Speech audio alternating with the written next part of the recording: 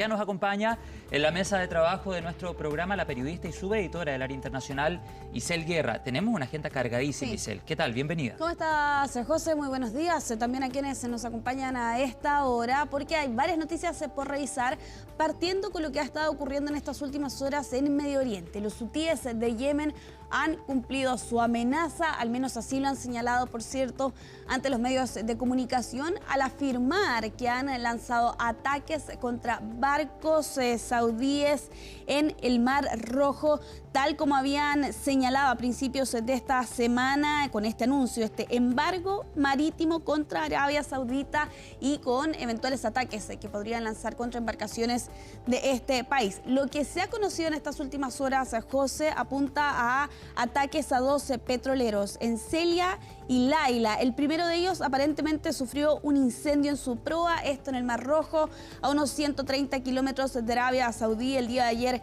por la noche, donde afortunadamente la tripulación, al menos de esta primera embarcación, resultó ilesa, sin víctimas fatales, sin personas heridas, producto de estas acciones que ocurrieron el día de ayer por la noche, donde los hutíes de Yemen están acusando a los barcos de violar su bloqueo naval, uno que había sido anunciado a principios de esta semana, José, y con esto no, por cierto, es la primera acción que lanza este grupo respaldado por Irán tras esta amenaza que lanzaban el lunes recién pasado y ahora con ataques que, según señalan ellos, utilizaron drones y misiles y que ya deja algunos efectos, por cierto, en el precio del petróleo. Así es, ha subido considerablemente. Exactamente, se está acercando a la barrera de los $100. Una de las que había caído hace ya algunas semanas atrás en medio de los anuncios de este memorando de entendimiento entre Estados Unidos e Irán, pero que ahora vemos nuevamente, ¿no? Como ahora la presencia más notoria de este grupo, los hutíes de Yemen, nuevamente aumentan en los temores de que este conflicto vaya a otra vez tomar otro ribete como el que vimos hace algunos meses atrás. Claro, tú decías, aumenta el precio del petróleo, se acerca a la barrera de los $100 en el contexto de que aumenta la tensión en Medio Oriente, en toda esa zona del planeta, y también desde países tan lejanos como el nuestro estamos observando lo que pasa aquí, porque ya sabemos todos lo que pasó con el precio de los combustibles en Chile hace algunos meses atrás. Quedaremos atentos a si esto sigue avanzando, porque eventualmente, lo digo eventualmente, podrían haber repercusiones en varios países del mundo. Sí, exactamente. Al menos hasta esta hora, los hutíes de Yemen aseguran que 7 barcos al menos han dado la vuelta a raíz de este bloqueo o embargo naval, como lo llamaban a inicios de esta semana. Eso además se suma a otra situación, José, y es que continúan los ataques cruzados entre Estados Unidos e Irán, duodécima noche, el día de ayer, por cierto, donde aquí desde Irán señalan que 2 personas han perdido la vida en el sur de este país, bastante cerca de la frontera con Irak, debido a estos ataques que ha estado lanzando Estados Unidos, por cierto, contra este territorio. A esto además se suma otro antecedente, ¿no? Mientras estamos hablando, por cierto, del aumento del precio del petróleo a raíz de los diferentes hechos que han ocurrido en estas últimas jornadas. Y es que al menos la Guardia Revolucionaria Islámica iraní señala que el estrecho de Hormuz permanece completamente cerrado tras lo que señalan fue una explosión en el canal.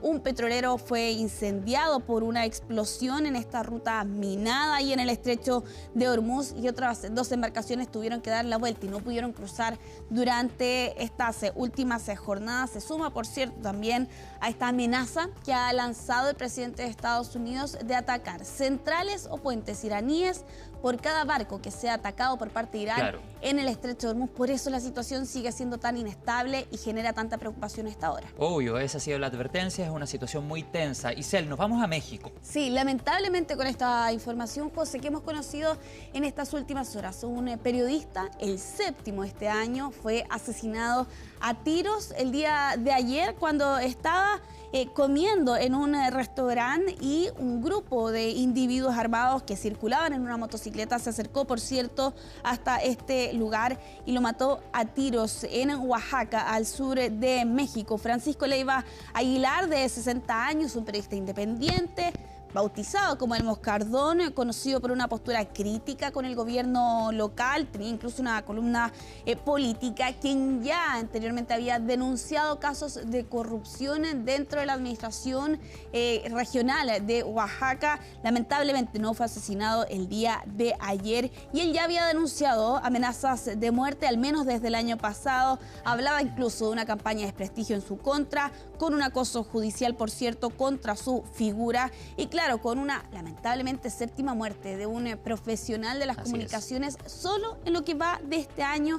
De hecho, México es uno de los países más peligrosos para ejercer, por cierto, esta profesión. Reporteros Sin Fronteras habla de 150 profesionales de las comunicaciones asesinados desde el 2000 en adelante y lo más triste dentro de lamentablemente estas cifras, José, es que el 90% de estos casos quedan en la impunidad. ¿Y por qué digo esto? Porque si bien la Fiscalía ha anunciado que va a solicitar la cooperación de la Fiscalía Federal Mexicana para poder llevar a cabo esta investigación, hay quienes se preguntan si efectivamente eso va a resultar finalmente en mayores antecedentes que permitan explicar quiénes son los responsables o la persona responsable detrás de este asesinato que ocurría el día de ayer en México. Claro, lo ha dicho Periodistas Sin Fronteras y también diferentes estudios calificando a México como una zona del planeta donde se vuelve más peligroso, más riesgoso o donde los periodistas están en una situación más vulnerable. Las cifras de muertes lo demuestran. Totalmente, claramente. y lo hemos visto, por cierto, también en ocasiones anteriores, no con periodistas, sino que también con políticos que han sido asesinados. Vamos a ir avanzando, nos vamos hasta Francia con estas imágenes. Graves incendios forestales están afectando al sur de este país, a tal punto que unas 12.000 personas han debido ser evacuadas de manera preventiva en estas últimas horas debido al avance de las llamas en el departamento de Girona, donde el fuego permanece activo, pero que está avanzando desfavorablemente. Lo están viendo ustedes en las imágenes, la situación es sumamente crítica. En esta zona, 2.500 hectáreas han sido ya consumidas por las llamas. Hay 500 bomberos desplegados en un episodio, lamentablemente, que se ha arrastrado en estos últimos días, pero que afortunadamente no deja personas fallecidas ni tampoco personas lesionadas. No es el único lugar en Francia que por estos días ha estado enfrentando estos incendios forestales.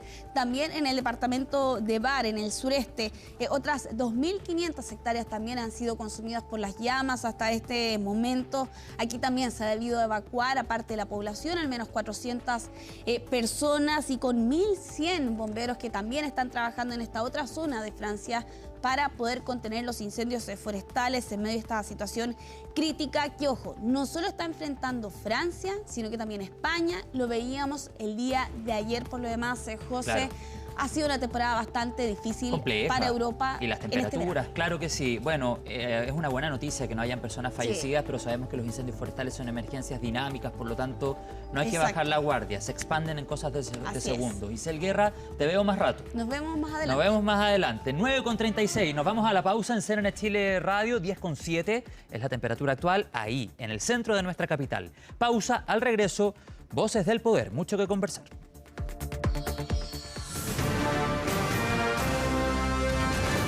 Hacemos una pausa y ya regresamos con CNN Chile Radio, AM.